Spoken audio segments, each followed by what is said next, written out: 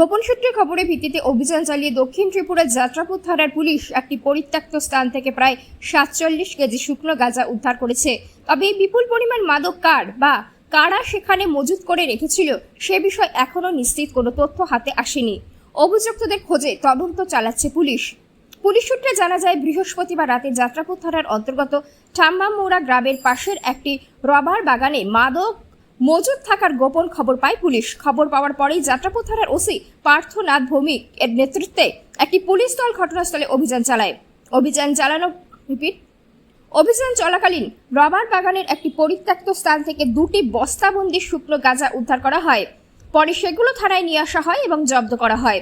OC Parthanath Bhowmik জানান, প্রবল বৃষ্টির মধ্যে অভিযান চালাতে গিয়ে পুলিশকে যথেষ্ট সমস্যার সম্মুখীন হতে হয়েছে, তবুও সফলভাবে মাদক উদ্ধার করা সম্ভব হয়েছে।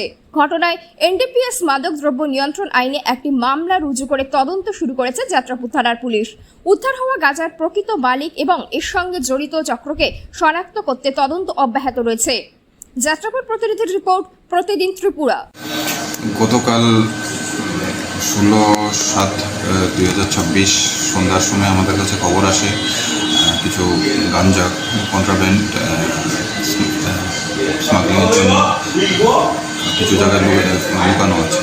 তো ওই খবরের বেসিসে আমরা ঠাম্বামোড়া রাঙামোড়া এরিয়াতে আমি এবং আমার অন্যান্য অফিসার মিলে রেড করি। সেখানে 2টা বস্তা পাই। 2টা বস্তা আছে, টোটাল 47 কেজি গাঁজা পাওয়া যায়, শুকনো গাঁজা এবং এগুলো আমরা সিজ করি এবং আজকে আমরা কোর্টে ফরওয়ার্ড করি। এটা গোপন খবরের ভিত্তিতে।